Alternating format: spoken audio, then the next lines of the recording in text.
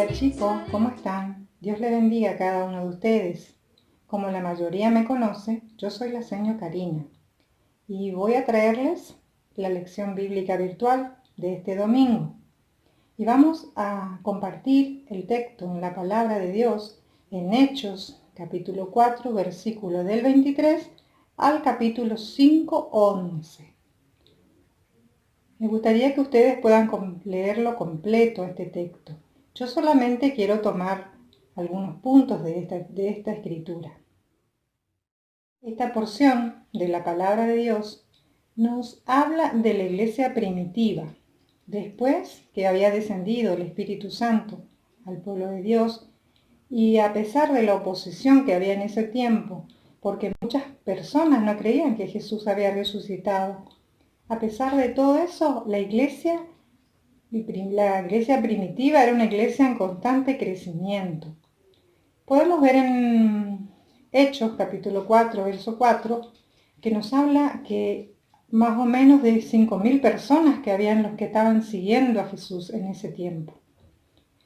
También nos habla que la iglesia primitiva, los primeros cristianos, tenían muchas cosas en común. Dice que tenían todas las cosas en común.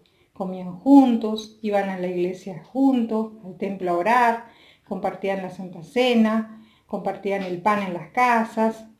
Dice que ellos, la multitud que había creído en el Señor Jesús, eran un corazón y un alma. Dice que estaban juntos, pero también estaban unidos. Es decir, que había una unidad espiritual. También nos dice que no había entre ellos necesitados, porque las personas que tenían casas, terrenos, dice que los vendían y traían el dinero a los apóstoles, y los apóstoles repartían entre ellos según conforme la necesidad que ellos tenían. El capítulo 4, 36 y 37 nos menciona a Bernabé. Dice que él tenía una heredad, que la vendió y trajo el precio, el dinero que él había vendido, dice que lo puso a disposición de los apóstoles. Más abajo, en el capítulo 5, verso 1, también nos habla de Ananías y Zafira, su mujer. Dice que ellos también habían vendido una heredad. Pero antes de traer el dinero a los apóstoles, como hizo Bernabé, dice que sacaron una parte para ellos y se pusieron de acuerdo en mentir cuál fue el precio que habían vendido esa heredad.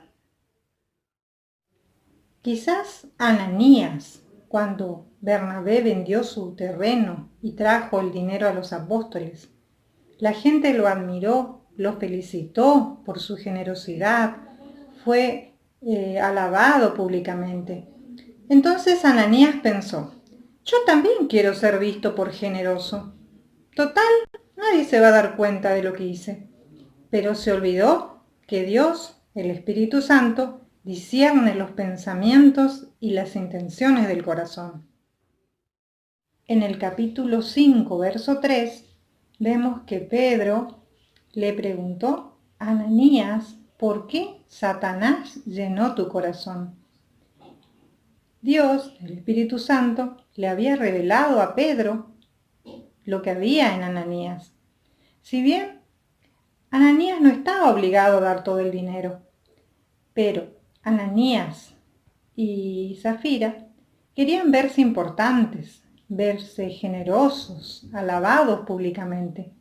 En lugar de ser alabados, fue reprendido por Dios al ser descubierto. Dios conocía su corazón.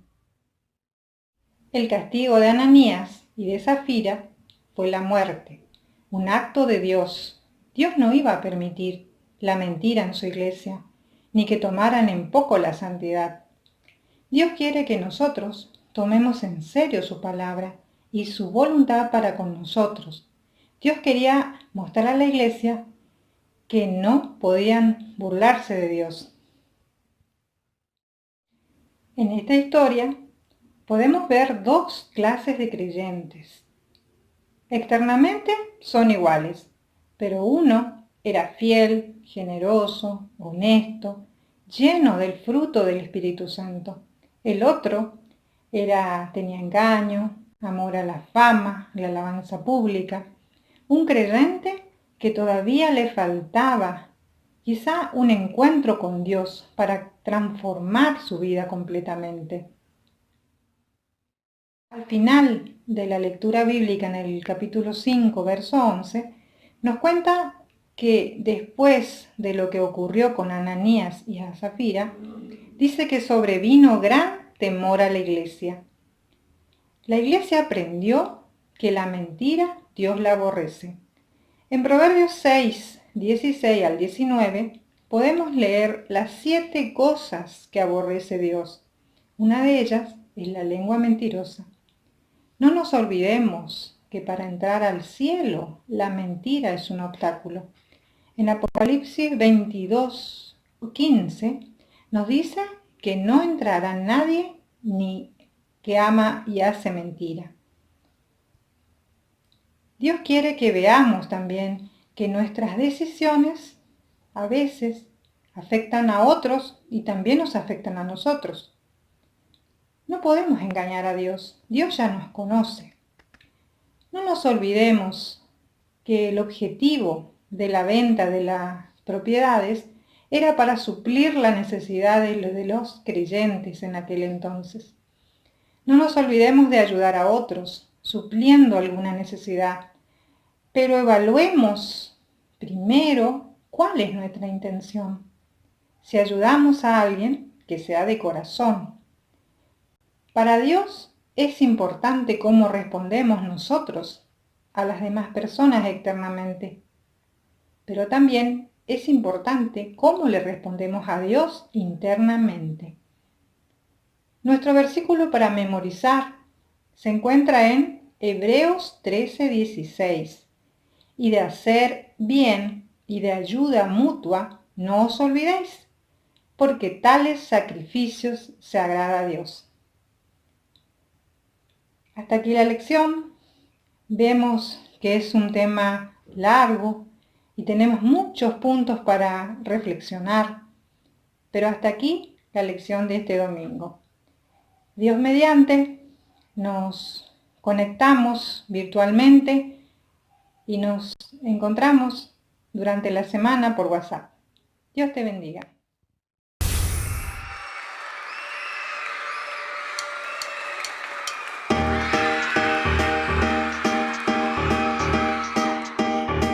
Quiero que brilles en mí.